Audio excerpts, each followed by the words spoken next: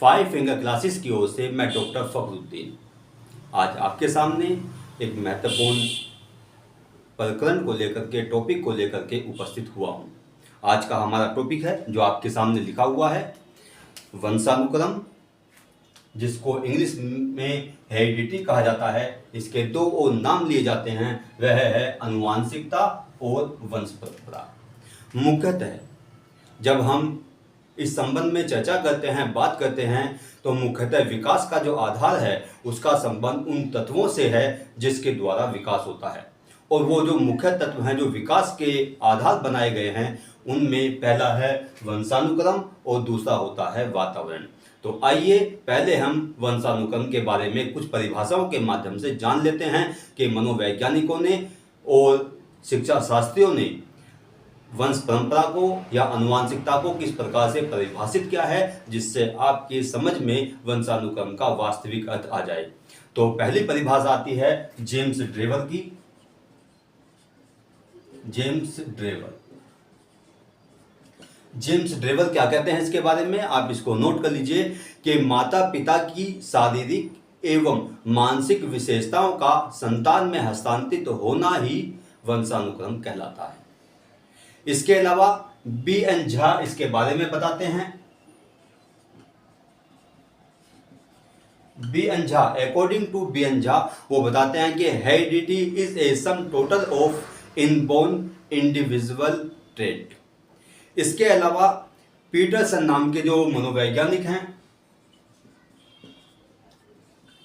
Peterson नाम के जो मनोवैज्ञानिक हैं, वो हेरिडिटी के बारे में कहते हैं कि संतान को उसके माता पिता के द्वारा उसके पूर्वजों से जो प्रभाव प्राप्त होता है उसको वंशानुक्रम कहा जाता है। इसके अलावा कई सारी परिभाषाएं आपके सामने आती हैं, लेकिन जब हम वंश परंपरा या अनुवांशिकता के बारे में बात करते हैं तो आपको पता ही होगा कि शुक्राणु और अंडाणु के मिलने से जो जाइगोट बनता है उसमें उपस्थित शील गुणों का समूह ही वंश परंपरा या अनुवांशिकता या वंशानुक्रम कहलाता है। इस संबंध में रेबन नाम के मनोवैज्ञानिक ने जो परिभाषा प्रस्तुत की उसको भी हम लोग देख लेते हैं। कई सारी परिभाषा यहाँ पर आपके सामने आती है और मेरा उद्देश्य यह है कि विभिन्न प्रकार की परिभाषाओं के माध्यम से आप वंशानुक्रम के बारे में अच्छे से समझ लें। तो रेबल क्या कहते हैं इसके बारे में कि माता पिता से उसके बच्चों तक जो जेनेटिक कैरेक्टरिस्टिक्स के जैविक संचरण को अनुवांशिकता कहा जाता है। दोबारा सुन लीजिए इसको कि माता पिता से उसके बच्चों तक तो जननिक विशेषताओं के जैविक संचरण को अनुवांशिकता या वंशानुक्रम कहा जाता है। इसके अलावा एक और मनोवैज्ञानिक हमारे सामने आते हैं, वो है पिंटनर।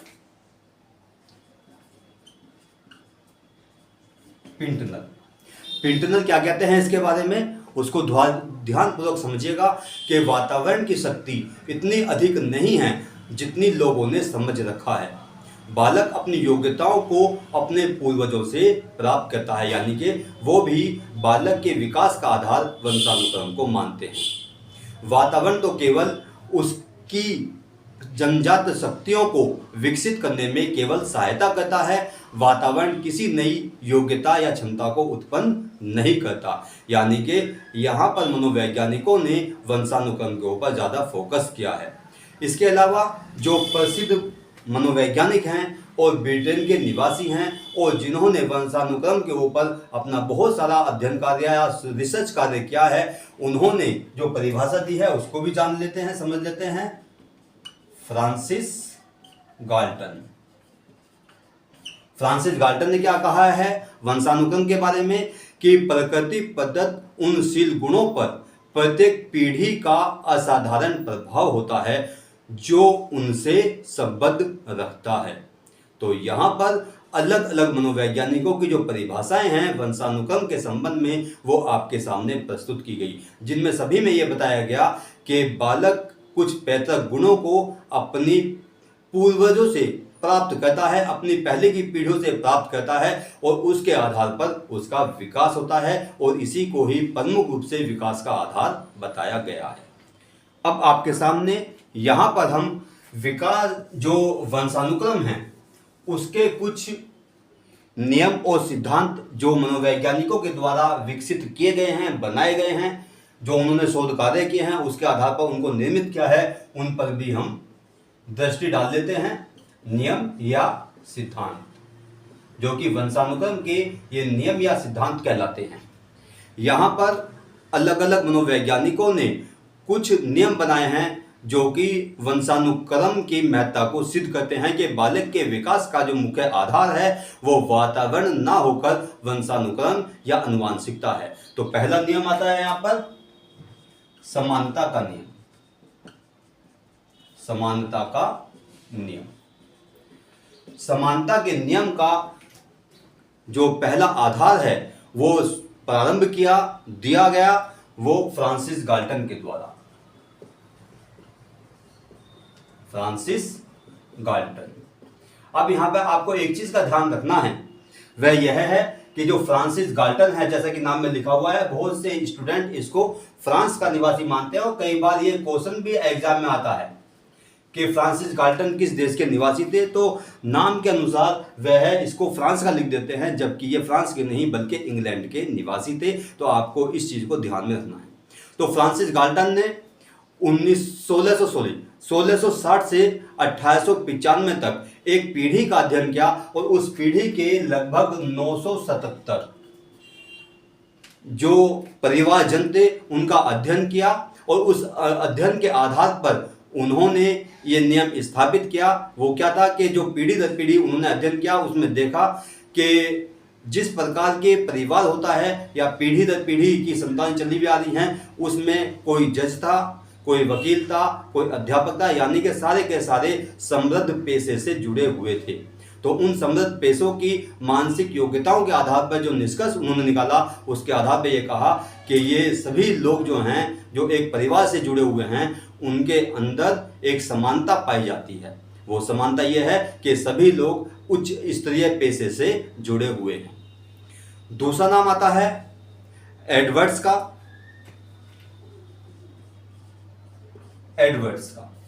एडवर्ड्स ने भी कुछ इसी प्रकार का अध्ययन किया। उन्होंने 1397 लोगों के ऊपर अध्ययन कार्य किया और जिस प्रकार से फ्रांसिस गाल्टन ने अपना अध्ययन कार्य किया था, लगभग उसी प्रकार का अध्ययन कार्य एडवर्ड्स के द्वारा 1394 लोगों के ऊपर किया गया।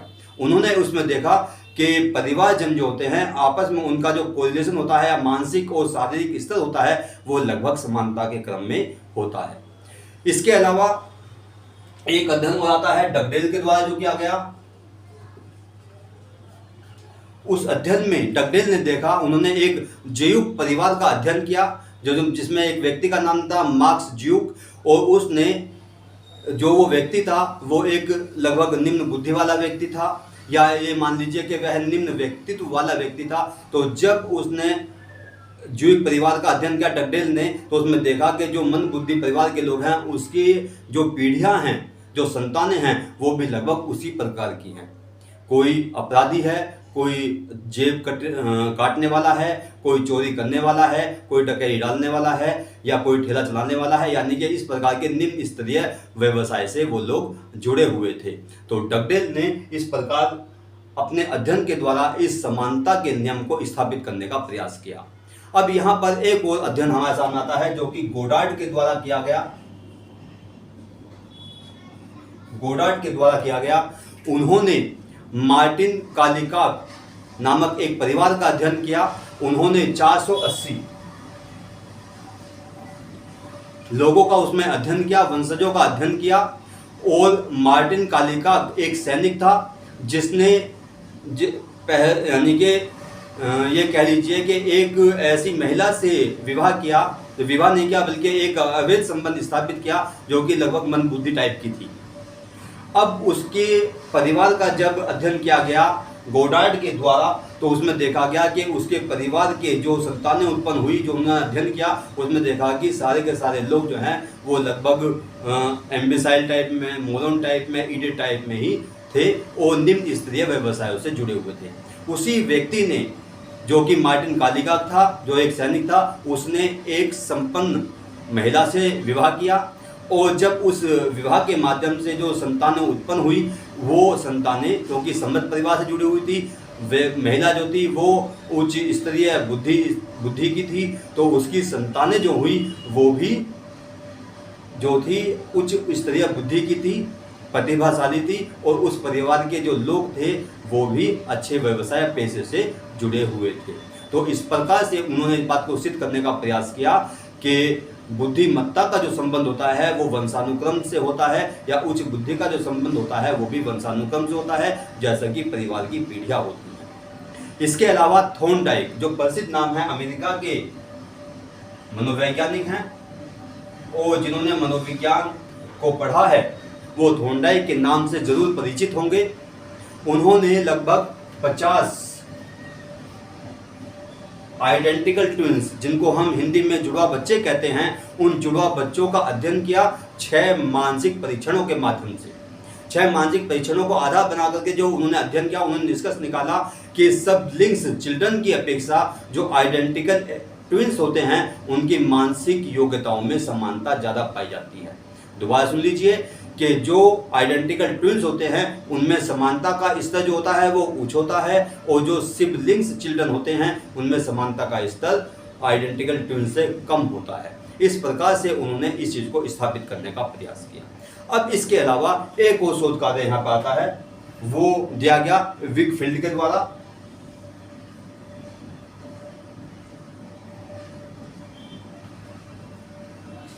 विकफील्ड के द्वारा उन्होंने बिल्कुल स्पष्ट रूप से इस चीज़ को बताया, और जो कोरिलेशनल प्रोसेस है उस चीज़ को अपनाया, यानी कि सहसंबंध गुणांक को उन्होंने अपनाया, और उसके आधार पर उन्होंने स्पष्ट किया। आपके सामने यहाँ पर लिख देता हूँ मैं कि क्या क्या उन्होंने स्पष्ट किया। आइडेंटिकल ट्विंस, यानी कि जो आइडेंटिकल ट्विंस होते हैं उनके मध्य जो उन्होंने कोरिलेशन देखा वो कोरिलेशन था 0.90, यानी कि उच्च स्तरीय कोरिलेशन उन्होंने आइडेंटिकल ट्विंस के मध्य पाया। अब इसके अलावा दूसरा था फ्रेटर्नल ट्विंस। जो फ्रेटर्नल ट्विंस थे उनके बीच में जो कोरिलेशनल कोफिशिएंट उनके द्वारा देखा गया वो था 0.50। इसके अलावा उन्होंने सिबलिंग्स चिल्ड्रन के मध्य जो कोरिलेशन देखा वो था यहाँ पे 0.70 है और यहाँ पे 50। ठीक, तो सिबलिंग्स चिल्ड्रन का मध्य जो कोरिलेशन देखा वो था 0.50। इसके अलावा उन्होंने पेरेंट्स और चाइल्ड के मध्य, पेरेंट्स प्लस चाइल्ड, इनके मध्य जो कोरिलेशन देखा वो कोरिलेशन आता है 0.31 का। इसके अलावा जो कजिन चिल्ड्रन होते हैं, कजिन चिल्ड्रन होते हैं, उनके मध्य जो कोरिलेशन देखा वो आता है 0.27 का।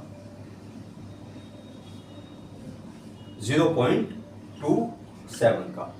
अब लास्ट में जो उन्होंने कोरिलेशन निकाला वो देखा अनरिलेटेड चिल्ड्रन के मध्य। अनरिलेटेड चिल्ड्रन के मध्य जो उन्होंने कोरिलेशन देखा वो बहुत ही कम आया, 0.01। अब इस आधार पर उन्होंने निष्कर्ष निकाला कि आइडेंटिकल ट्विंस जो होते हैं उनके अंदर कोरिलेशन की जो मात्रा होते हैं, सहसंबंध गुणांक होता है, उनके बीच में ज़्यादा होता है जो जुड़वा बच्चे होते हैं, और जो बच्चे अनरिलेटेड चिल्ड्रन होते हैं जिनका आपस में कोई संबंध नहीं होता, उनके मध्य जो कोरिलेशन निकाला गया वो आया 0.01। तो इसके आधार पर उन्होंने सिद्ध किया कि वंशानुक्रम का प्रभाव बालक के ऊपर ज़्यादा होता है, यानी कि एक समानता उनके अंदर स्थापित होती है। यहाँ आपके सामने समानता का जो नियम है उसको स्थापित किया गया, इसके आधार पर जो शोध कार्य किए गए उनको बताया गया। अब आगे चलते हैं। अब यहाँ पर मनोवैज्ञानिकों ने वंशानुक्रम के प्रभाव को देखने के लिए समानता के नियम के अलावा भिन्नता का नियम भी स्पष्ट किया। भिन्नता का नियम स्थापित किया, स्पष्ट किया और उसका आधार निश्चित किया। उसके आधार पर उन्होंने बताया, यानी कि भिन्नता के नियम को स्थापित करने के लिए बताया उन्होंने कि पहला जो आधार आता है आपके सामने वो आता है जो ऑस्ट्रेलिया के प्रसिद्ध पादरी थे, और इस चीज़ को लगभग सभी विद्यार्थी जानते भी होंगे और उन्होंने इस चीज़ को 6-7 क्लास में पढ़ा भी होगा। बहुत प्रसिद्ध रिसर्च कार्य किया गया ऑस्ट्रेलिया के पादरी द्वारा, जिनका नाम था ग्रेगर जॉन मेंडल। उन्होंने मटर के पौधों पर अध्ययन करके भिन्नता के नियम को स्थापित किया कि लंबे माता पिता की संतानें छोटी कद की तथा छोटे माता पिता की संतानें लंबे कद की भी हो सकती हैं। तो मटर के दानों के ऊपर मटर के पौधों के ऊपर और साथ साथ चूहों के ऊपर उन्होंने अपना रिसर्च कार्य करके इस बात को स्थापित किया। तो यहाँ पर भिन्नता के नियम के आधार पर स्पष्ट किया गया कि बालक के ऊपर, पौधों के ऊपर या पशुओं के ऊपर या प्राणियों के ऊपर उसके वंशानुक्रम का प्रभाव ज़्यादा पड़ता है। इसी प्रकार से इंग्लैंड के जीव विज्ञानी थे G.L.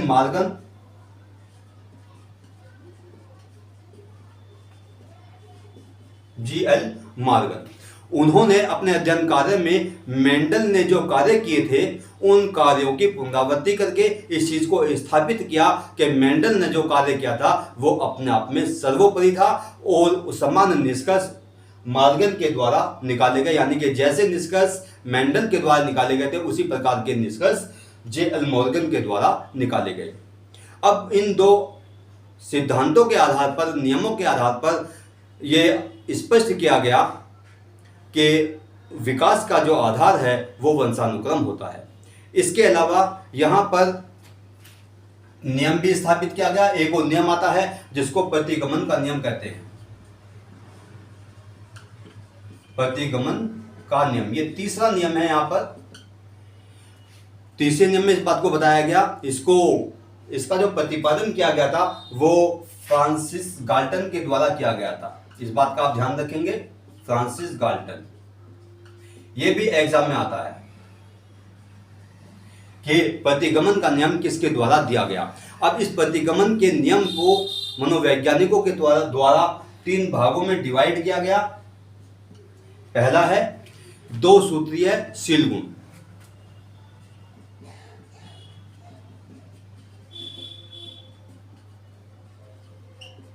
दो सूत्रीय शील गुण, यानी कि इस नियम के आधार पर यह स्पष्ट किया गया कि संतान में अपने माता पिता से 50%, दादा दादी और नाना नानी से 25%, और परदादा परदादी से और परनाना परनानी से 25% पैतृक गुण प्राप्त होते हैं।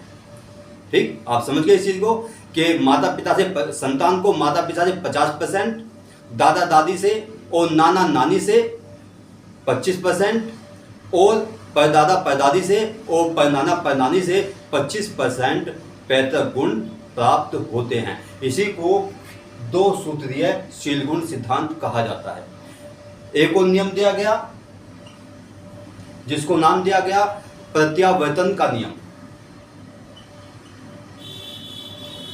प्रत्यावर्तन का नियम, यह नियम बताता है किसी शील गुण का पीढ़ियों बाद किसी विशेष पीढ़ी की संतानों में प्रकट हो जाना, यानी कि एक ऐसा शील गुण जो लुप्त हो चुका, दब चुका, और वह आने व कई पीढ़ियों बाद जो संतान पैदा हुई उस संतान के ऊपर अचानक वो गुण पैदा हो गया, वो उसके अंदर किसी विशेष संतान के अंदर वो गुण आ गया जो कि पहले कभी लुप्त हो गया था। इसी को यहाँ पर प्रत्यावर्तन का नियम कहा गया। इसके अलावा तीसरा आता है उत्परिवर्तन का नियम।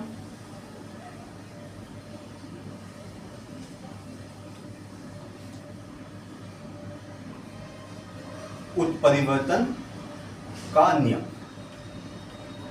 उत्परिवर्तन का नियम बताता है कि अचानक किसी पीढ़ी विशेष में किसी विशेष गुण का उत्पन्न हो जाना। दोबारा सुन लीजिए कि अचानक किसी, चाहे वो दूसरी पीढ़ी हो, तीसरी पीढ़ी हो, चौथी पीढ़ी हो, किसी भी पीढ़ी के संतान में कोई एक विशेष गुण अचानक उत्पन्न या प्रकट हो जाना, उसी को यहाँ पर कहा गया उत्परिवर्तन का नियम। तो इस प्रकार से यहाँ पर वंशानुक्रम के सिद्धांत को स्पष्ट करने के लिए, जो कि विकास का एक बहुत बड़ा आधार है, उसको स्पष्ट करने के लिए, स्थापित करने के लिए, या ये कह लीजिए कि प्रूव करने के लिए जो रिसर्च कार्य किए गए वो आपके सामने यहाँ पर अलग अलग सिद्धांतों और नियमों के माध्यम से और विभिन्न परिभाषाओं के माध्यम से आपके सामने स्पष्ट किया गया। तो उसको आपने ध्यानपूर्वक सुना और मुझे पूरी उम्मीद है कि आप इससे लाभ जरूर उठाएंगे। अब यहाँ पर आपके सामने बात आती है विकास के दूसरे तत्व या पहलू की, पक्ष की, जिसको नाम दिया गया है वातावरण, जिसको सभी जानते हैं कि इंग्लिश में इसको एनवायरनमेंट कहा जाता है।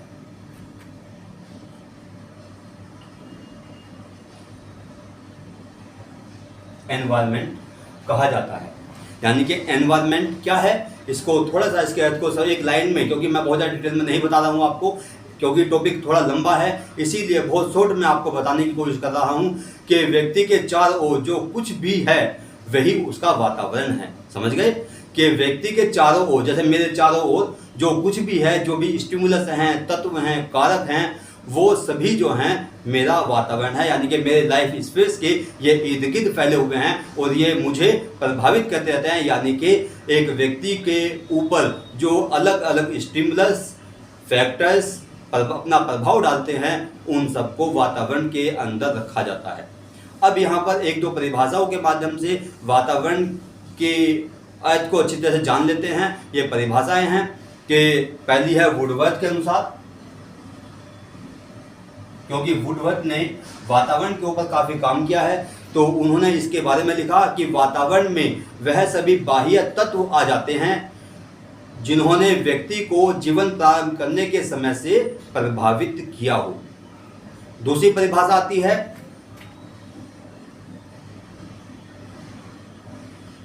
अकॉर्डिंग टू रोस। रोस क्या कहते हैं इसके बारे में कि environment is any external force which influence अस, यानी कि वातावरण के वो अन्य कारक या एक्सटर्नल फोर्स जो हैं, जो शक्तियां हैं जो हमें प्रभावित करती हैं, वातावरण कहलाती हैं। इसी प्रकार की परिभाषा जिसबर्ट के द्वारा दी गई, जिसबर्ट के द्वारा दी गई उस परिभाषा में बताया गया कि वातावरण वह सब कुछ है जो किसी वस्तु को चारों ओर से घेरे रहता है। वातावरण वह सब कुछ है जो किसी वस्तु को चारों ओर से घेरे रहता है और उस पर अपना प्रत्यक्ष प्रभाव डालता है। यहाँ पर थोड़ा सा मैं आपको बताता चलूँ, कुछ बीमारी की वजह से मैं थोड़ा हाथ का सही इस्तेमाल नहीं कर पा रहा हूँ, ठीक है ना, तो कई बार राइटिंग जो है काफ़ी ख़राब आ रही है, क्योंकि पूरा दबाव मैं पेन का नहीं बना पा रहा हूँ, ठीक है, क्योंकि हाथों में थोड़ी सी दवाइयों के प्रभाव के कारण थोड़ा सा मेरे ऊपर प्रभाव पड़ रहा है, ठीक है ना, ये भी एनवायरनमेंट का प्रभाव है, ठीक है। तो आप इसको थोड़ा सा ध्यान रखें। ये जिसबर्ट है, ये रोज का नाम आपके सामने लिखा हुआ है, उससे पहले यहाँ पे वुडवर्थ का नाम आपके सामने लिखा हुआ था। इसके अलावा एक और परिभाषा आती है जो दी गई है बोरिंग के द्वारा। तीन मनोवैज्ञानिकों के नाम यहाँ पे आते हैं, बोरिंग, लैकफील्ड और वेल्ड। उन्होंने जो परिभाषा दी है, मैं नाम लिख देता हूँ, बोरिंग,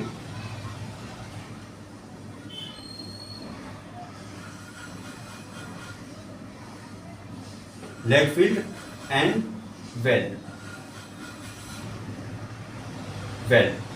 जो परिभाषा दी गई उसमें उन्होंने बताया कि जीन्स के अतिरिक्त या जीन्स के अलावा व्यक्ति को प्रभावित करने वाली वस्तु वातावरण है, यानी कि जीन्स जो है कि वंशानुक्रम से जुड़ा हुआ है। इसीलिए बोरिंग और लैकफील्ड ने अपनी परिभाषा में जीन्स को अलग करके उन सब तत्वों के बारे में बताया कि व्यक्ति को प्रभावित करने वाली जो वस्तु है वो वातावरण है।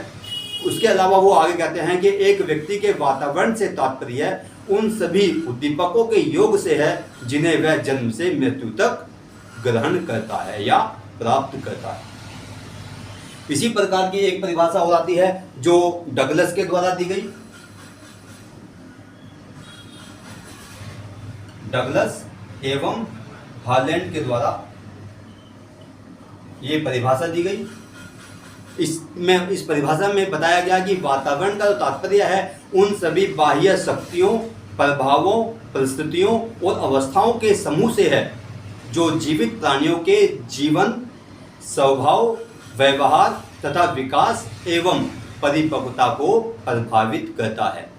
तो ये कुछ परिभाषाएं वातावरण के संबंध में आपके सामने आई और मैं समझता हूं कि इन परिभाषाओं के माध्यम से आप वातावरण के वास्तविक अर्थ को समझ गए होंगे कि किस प्रकार से जो वातावरण है, जो एनवायरनमेंट है, वो हमारे ऊपर अपना फोर्स लगाता है और उस फोर्स के कारण हमारा जो व्यवहार और व्यक्तित्व है वो प्रभावित होता रहता है। और इसी को विकास का आधार मनोवैज्ञानिकों के द्वारा बताया गया है। जिस प्रकार से वंशानुक्रम के संबंध में विभिन्न प्रकार के शोध कार्य प्रस्तुत किए गए, उसी प्रकार के वातावरण के संबंध में भी कुछ शोध कार्य आपके सामने आएंगे। अब यहाँ पर आपके सामने वातावरण के जो मनोवैज्ञानिकों ने प्रकार बताए हैं वो आपके सामने हैं। पहला है भौतिक वातावरण, और दूसरा है मनोवैज्ञानिक वातावरण। और यही से ही हमारे यानी कि मान लीजिए कि जो शोध कार्य मनोवैज्ञानिकों के द्वारा वातावरण के संबंध में किए गए, यहीं से ही आगे बढ़ते हुए चलेंगे। तो यहाँ पे पहले हम इसको समझ लेते हैं कि वातावरण के दो प्रकार, पहला भौतिक वातावरण और दूसरा मनोवैज्ञानिक वातावरण, मनोवैज्ञानिकों के द्वारा बताया गया। अब जैसा कि नाम लिखा हुआ आपने भौतिक वातावरण, तो भौतिक से समझ गए होंगे आप कि ऐसे स्टिमुलस, ऐसे कारक जो व्यक्ति को प्रभाव डालते हैं जिनको हम टच कर सकते हैं और जिनको हम प्रत्यक्ष रूप से देख सकते हैं, उनको भौतिक वातावरण के अंतर्गत रखा गया। दोबारा सुन लीजिए कि ऐसे कारक, ऐसे स्टिमुलस, ऐसे तत्व जिनको एक व्यक्ति या प्राणी छू सकता है, स्पर्श कर सकता है, उसको प्रत्यक्ष रूप से टच कर सकता है, भौतिक वातावरण के अंतर्गत आते हैं। लेकिन मनोवैज्ञानिक वातावरण क्या है कि मनोवैज्ञानिक वातावरण या साइकोलॉजिकल एनवायरनमेंट वह है एनवायरनमेंट जो हमारे लाइफ स्पेस से, या जैसा कि कर्ट लेविन ने कहा कि हमारे साइकोलॉजिकल फील्ड से जुड़ा हुआ होता है, और उस साइकोलॉजिकल फील्ड में जो विभिन्न प्रकार के स्टिमुलस होते हैं वो अपना प्रभाव एक व्यक्ति के ऊपर डालते रहते हैं, और साथ ही साथ वह मनोवैज्ञानिक परिस्थितियां जो व्यक्ति के व्यवहार को प्रत्यक्ष या अप्रत्यक्ष रूप से प्रभावित करती रहती हैं, उनको साइकोलॉजिकल एनवायरनमेंट कहा गया है।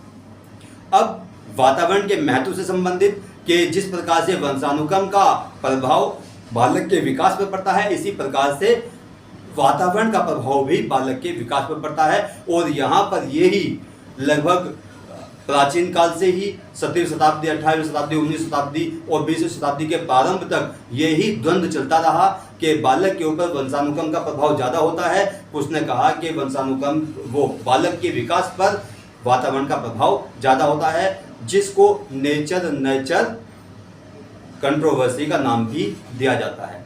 अब इनके ऊपर जो शोध कार्य किए गए वो विज्ञान के क्षेत्र में चार्ल्स डार्विन के द्वारा किए गए और मनोविज्ञान के क्षेत्र में फ्रांसिस गाल्टन के द्वारा किए गए। जैसा कि मैंने कुछ देर पहले फ्रांसिस गाल्टन के बारे में आपको बताया, जिन्होंने वंशानुक्रम के ऊपर अपना कार्य किया। अब चूंकि यहाँ पर वातावरण के महत्व की बात हो रही है, तो उसी प्रकार के यहाँ पर अध्ययन कार्य किए गए। जैसा अध्ययन कार्य यहाँ पे किया गया उस वातावरण के प्रभाव के कारण के फ्रांस के अंदर 1799 की एक घटना, जिसमें एक बच्चा जो है वो जंगल में चला गया किसी कारण से, या कोई जानवर उठा करके ले गया। जब खोजते खोजते वो बच्चा मिला तो डॉक्टर जैन अताई ने उस 11 वर्ष के बच्चे को, जो कि एक मंदबुद्धि बच्चा था, उसको जंगलों में, जो कि जंगल में रहता था, तो जंगलों जैसा व्यवहार, जंगल के जानवरों के जैसा व्यवहार वो करना सीख गया था। तो उसने अपने संरक्षण में उसको रखा और अपने संरक्षण में रख करके और उचित वातावरण दे करके उसकी क्रियाओं में सुधार किया। तो वह बालक जंगल की परिस्थितियों से निकल करके वो डॉक्टर जैन अताई ने जो उसको एनवायरनमेंट दिया, उस एनवायरनमेंट में रह करके उसमें परिवर्तन आने आरंभ हुए, जो इस बात को सिद्ध करता है कि वातावरण का प्रभाव बालक के ऊपर पड़ता है। दूसरी चीज़ यहाँ पर हमारे भारत की ही है, जो कि 1920 की घटना बताई गई है। 1920 में 2 बच्ची थी, एक का नाम कमला था, एक का नाम अमला था। उनको जंगली भेड़े जो हैं वो उठा करके ले जाते हैं, उसको मारते तो नहीं है, लेकिन वो अपने साथ साथ, उनको क्योंकि छोटी बच्चियाँ थी, वो उनको साथ साथ रखते हैं। वो बच्चियाँ धीरे धीरे बड़ी हुई, तो जैसे जैसे उनकी क्रियात्मकताएँ बढ़ी, उनके अंदर मैच्योरिटी आई, वो भेड़ियों जैसा ही गुजराती थी, भेड़ियों जैसे ही चलती थी, भेड़ियों की तरह खाती थी। जब एक दल जो है वहाँ पर पहुँचा, उन्होंने उस चीज़ को देखा, उन बच्चों को देखा, तो उनको वापस लाया, उठा करके, यानी कि भीड़ से बचा करके वो लाया और उनको शहरी वातावरण में रखा। और शहरी वातावरण में रखने पर, यानी कि एक बच्ची लगभग 9 साल की थी उस समय में, और एक बच्ची जो है वह जो छोटी बच्ची थी अमला, वो लगभग 2 साल की थी। कुछ समय बाद अमला जो छोटी बच्ची थी उसकी मृत्यु हो जाती है, लेकिन कमला जो थी बड़ी लड़की, उसके व्यवहार में अच्छा एनवायरनमेंट दे करके सुधार लाया गया। तो यहाँ पर एक पादरी का नाम आता है जिन्होंने और उनकी पत्नी ने उसका पालन पोषण किया, वो थे JAL सिंह, और उनकी पत्नी के द्वारा उनके उसको अच्छा एनवायरनमेंट दिया गया और उसके व्यवहार में परिवर्तन लाया गया। तो धीरे धीरे उस बच्ची के व्यवहार में परिवर्तन आता चला गया, जो इस बात को सिद्ध करता है कि वातावरण का प्रभाव बालक के ऊपर पड़ता है। इसके अलावा भी फ्रीमैन नाम के मनोवैज्ञानिक, बर्ग्स नाम के मनोवैज्ञानिक, स्कोडेक नाम के मनोवैज्ञानिक, स्पियर सील्ड आदि मनोवैज्ञानिकों ने वातावरण की महत्ता को सिद्ध करने के लिए विभिन्न प्रकार के शोध कार्य किए और वातावरण की भूमिका को प्रमाणित किया। क्योंकि लेक्चर बहुत ज़्यादा लंबा हो जाएगा और ये डिटेल बहुत ज़्यादा हो जाएगी, इसीलिए मैंने आपके सामने उन मनोवैज्ञानिकों के नाम खोल दिए जिन्होंने वातावरण की महत्ता को सिद्ध करने के लिए शोध कार्य किए। वातावरण का महत्व अपने आप में बहुत बड़ा है। हम इस चीज़ का अंदाज़ा इस चीज़ से भी लगा सकते हैं कि हम अपने भारत में देखते हैं कुछ बच्चे प्राइमरी स्कूलों में पढ़ते हैं, जो सरकारी प्राइमरी स्कूल हैं उनमें पढ़ते हैं, कुछ बच्चे CBSE बोर्ड स्कूल में पढ़ते हैं। आप उनके आचरण को देख सकते हैं, उनकी क्रियात्मकता को देख सकते हैं, उनकी कार्यशैली को देख सकते हैं, उनकी ड्रेसिंग सेंस को देख सकते हैं। यानी कि हम इस बात को जानते हैं कि जो वातावरण CBSE बोर्ड के स्कूलों में पढ़ने वाले बच्चों को दिया जाता है वह सरकारी प्राइमरी स्कूल के बच्चों को नहीं मिल पाता। हालांकि वहाँ पर जो शिक्षक लगे हुए हैं वो बहुत कोशिश करते हैं कि सुधार हो, और कई हमने अब देखा है कि पिछले कुछ सालों से स्कूलों में भी सुधार हो रहा है और बच्चों के अंदर भी सुधार आ रहा है। लेकिन फिर भी वातावरण का प्रभाव जो है वो बालक के व्यवहार पर, उसकी क्रियाओं पर जरूर पड़ता है। इसी चीज़ को ध्यान में रखते हुए 2 नाम और आपके सामने आ रहे हैं। एक है व्यवहारवादी मनोवैज्ञानिक JB वॉटसन, जो कि अमेरिका के निवासी हैं। उन्होंने वातावरण की महत्ता को सिद्ध किया और इस बात को बताया कि बालक के विकास में सबसे ज़्यादा प्रभाव जो होता है वो वंशानुक्रम का नहीं होता बल्कि वातावरण का ही होता है। उन्होंने कहा, बहुत अच्छी कोटेशन है, बहुत अच्छा कथन उनका दिया हुआ है, और साथ साथ अक्सर एग्जाम में, चाहे वो PGT का एग्जाम हो, चाहे शिक्षक भर्ती का कोई भी एग्जाम हो, अक्सर ये क्वेश्चन आता है जो आपके सामने मैं प्रस्तुत कर रहा हूँ कि उन्होंने कहा कि यदि मुझे एक स्वस्थ शिशु दे दिया जाए तो मैं उसे अपनी इच्छा से एक डॉक्टर, वकील, जज या डाकू बना सकता हूँ, चाहे उसकी वंश परंपरा या वंशानुक्रम या अनुवांशिकता उसकी कैसी भी रही हो।